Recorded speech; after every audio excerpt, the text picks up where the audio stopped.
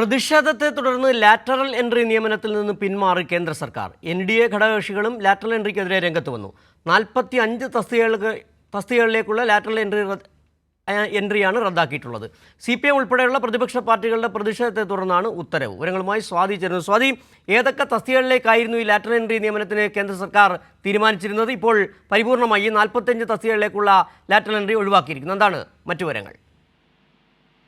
സിജു, സ്വകാര്യ മേഖലയിൽ നിന്നുള്ളവരെ കേന്ദ്ര സർക്കാർ സർവീസുകളിൽ നിയമിക്കുന്നത് സംബന്ധിച്ചാണ് UPSC കഴിഞ്ഞ ദിവസം ശനിയാഴ്ച ഒരു പരസ്യം പുറത്തിറക്കിയത്. അത് 24 കേന്ദ്ര മന്ത്രാലയങ്ങളിലെ 45 തസ്തികകളിലേക്കാണ് ലാറ്ററൽ എൻട്രി വഴി നിയമനം നടത്താൻ കേന്ദ്ര സർക്കാർ തീരുമാനിച്ചിട്ടുള്ളത്. അതിൽ 35 ഡയറക്ടർ, ഡെപ്യൂട്ടി ഡയറക്ടർ പോസ്റ്റുകളിലേക്കും 10 ജോയിന്റ് സെക്രട്ടറി തസ്തികകളിലേക്കുമാണ് ഈ നിയമനം ഉദ്ദേശിച്ചിട്ടുണ്ടായിരുന്നത്. എന്നാൽ ഈ നിയമനങ്ങളിൽ SC, ST, OBC സംവരണം പാലിക്കില്ല എന്നുള്ളതാണ് പ്രതിഷേധം ഉന്നയിച്ച പ്രതിപക്ഷ പാർട്ടികളടക്കം മുന്നോട്ട് വെച്ച കാര്യം. മാത്രമല്ല, ഈ സ്ഥാനക്കയറ്റം ലഭിക്കേണ്ട സംവരണ ആനുകൂല്യമുള്ള ഉദ്യോഗസ്ഥർക്ക് അത് നിഷേധിക്കും എന്നുള്ളത് മറ്റൊരു കാര്യമാണ്.